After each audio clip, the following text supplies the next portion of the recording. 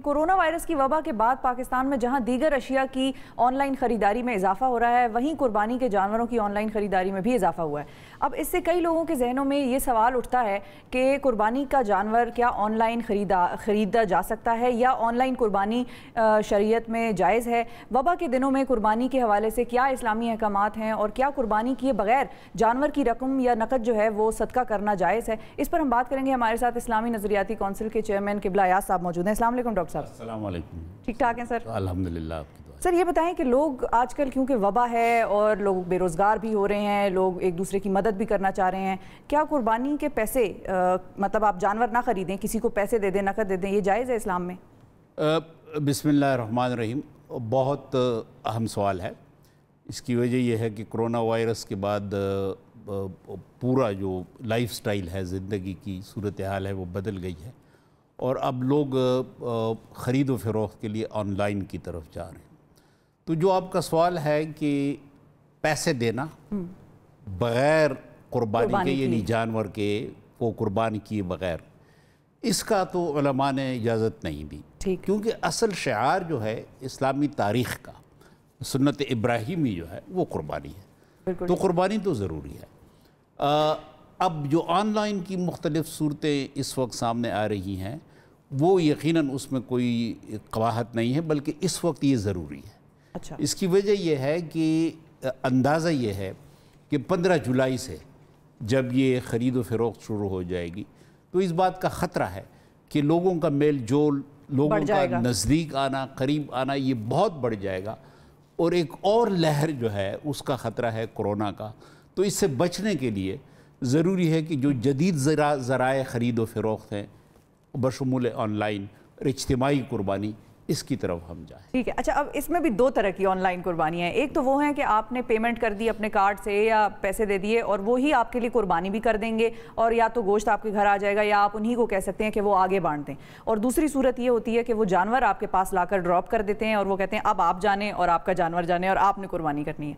अब इसमें जो पहला वाला सूरत हाल है कि जिसमें वही आपके लिए कुर्बानी भी कर रहे हैं, वही जानवर ख़रीद रहे हैं और वही उसको ज़िबा भी कर रहे हैं, उसमें वो जो एक सूरत हाल होती है कि कुर्बानी के जानवर जिस छुरी से उसने ज़िबा होना होता है उस पर उस शख्स का हाथ लगना ज़रूरी होता है, उन सारे मामलात का फिर क्या होगा?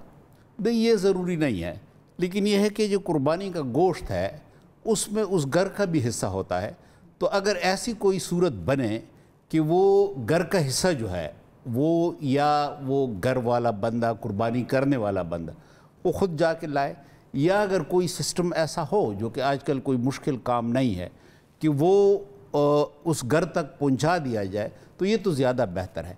अगर नहीं है तो दोनों सूरतें जो हैं मौजूदा सूरत हाल में बिलखुसूस इसका जवाज़ है, बल्कि आज की सूरत हाल में तो उलमा ने, और अभी जो SOPs भी तैयार हुए हैं हुकूमत के भी और उलमा ने भी तैयार किए हैं, उसमें इसी बात पे जोर दिया गया। और वो उन SOPs को ज़रा अगर आप एलेबोरेट कर दें कि वो क्या क्या है? उसमें बुनियादी तौर पे इस बात की हिमायत की गई है, ये हुकूमत के SOPs भी हैं, यानी नहीं हो कि मंडियाँ जो हैं कोशिश ये की जाए कि ये शहरों के अंदर, आबादियों के अंदर ना हो, बल्कि अगर इज्तिमाई कुर्बानी या ऑनलाइन कुर्बानी नहीं है और लोग बराह रास्त जानवर ख़रीद रहे हैं, तो मंडियाँ जो हैं वो शहर से दूर हों, बाहर हों और मुतअद्दिद मुकामात पे हों, ताकि एक क्राउड शेडिंग हो जाए, यानी हुजूम जो है वो मुंतशिर हो।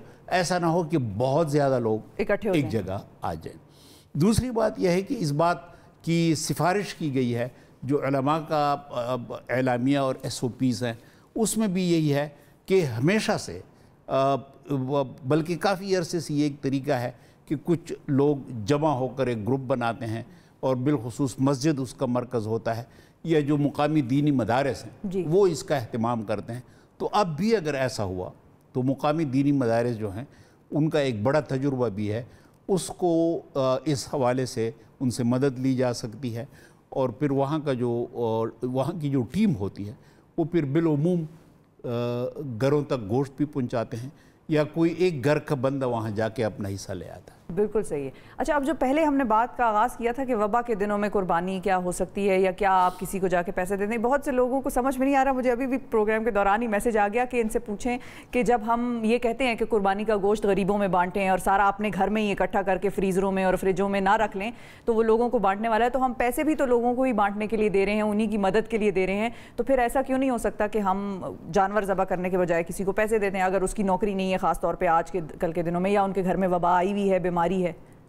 देखिए, ये जो सदाक़ात हैं, नफ़ाक़ात हैं, अतियात हैं, ये तो इस्लामी एक रिवायत है। कुरान पाक में तो यहाँ तक है कि क़ुलिल आफ़, कि जो आपकी ज़रूरत से ज़ायद है वो दूसरों के, इन्फ़ाक़ का लफ्ज़ जो है यानी दूसरों को की मदद करना, नफ़ाक़ात देना, अतियात देना, ये इस्लाम की बहुत ज़बरदस्त एक हमेशा से चलती आई वो है। लेकिन जो हमारे इबादात हैं या हमारे शिआर हैं बशमूल मसलन क़ुरबानी, तो इसका एक पूरा तारीख़ी तसलसल है और इसका ताल्लुक़ जो है वो हज़रत इब्राहीम अलैहिस्सलाम की एक क़ुरबानी के साथ है कि जो उस दौर से लेके अब तक, तो अब वो शिआर को बरकरार रखना तो ज़रूरी है, लेकिन अगर किसी के पास इस्तिताअत है तो यकीनन ये बहुत बड़े सवाब का काम है कि वो कोरोना के इन दिनों में जो मरीज़ हैं, मुतासर हैं, या जिनका कारोबार मुतासर हुआ है, जो छोटे मजदूरी करने वाले लोग हैं, जो छोटे तनख्वाहदार हैं, और बिलखुसूस पे आपको बताऊं कि इसमें सफ़ेद पोश तबका जो है कि जो किसी कतार में खड़ा नहीं हो सकता, जो किसी के सामने दस्ते सवाल दराज नहीं कर सकता, उनके बारे में भी सोचा जाए। और लेकिन कुर्बानी का जो शियार है वो करनी है बरकरार। सर, ये बताएं कि अब इस मरतबा हज भी जो है वो भी बड़े मुख्तलिफ तरीके से हो रहा है। इजाज़त तो दे दी है सऊदी अरब ने, लेकिन वो शायद इसलिए दी है कि हज कायम करना भी उनके लिए ज़रूरी था। अब ये हज जिस तरह से हो रहा है उसको आप किस तरह से देखते हैं? अब देखें, इसमें तो कभी ऐसा नहीं रहा कि हज के लिए कोई ख़ास तादाद ज़रूरी हो लोगों की, ख़ास तादाद तो ज़रूरी नहीं है। अब जो मौजूदा सूरत हाल में ऐसा है कि ये जो कोरोना वबा है ये बरकरार है, और अभी जो आने वाले दिन हैं यानी हज के दिन, और फिर इसके बाद अगर आप देखें तो तकरीबन 15 अगस्त के लगभग मुहर्रम की इब्तिदा है, तो ये दौर एक बार फिर ऐसा है कि एक तीसरी लहर आने का खदशा है, अंदेशा है, ख़तरा है। तो इस वजह से अगर हिफाजती तदाबीर हों तो ये बहुत अच्छा काम है। और फिर हज को इस तरीके से महदूद करना, लेकिन हज को कायम रखना, ये सऊदी हुकूमत का फ़ैसला है कि जो बहुत अच्छा है।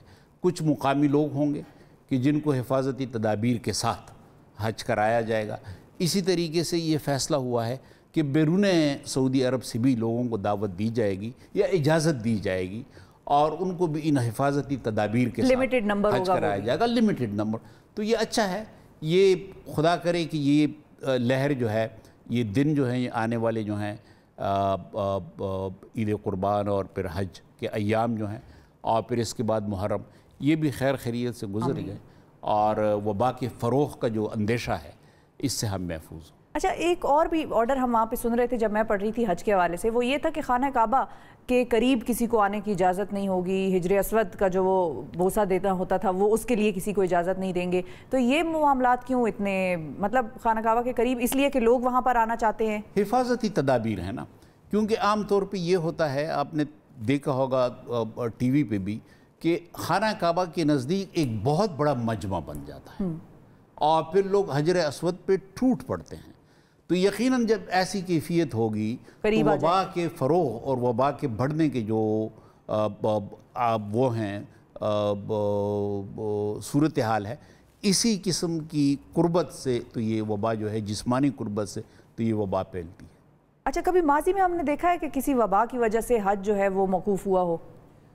तारीख़ में हो सकता है कोई ऐसा वाक़या हो, मेरे जहन में नहीं है, लेकिन यकीनन जो उलमाए किराम ने और शरीयत ने इस किस्म की सूरत हाल में इसकी इजाज़त दी है। हज को तो बिल्कुल बंद नहीं किया गया है।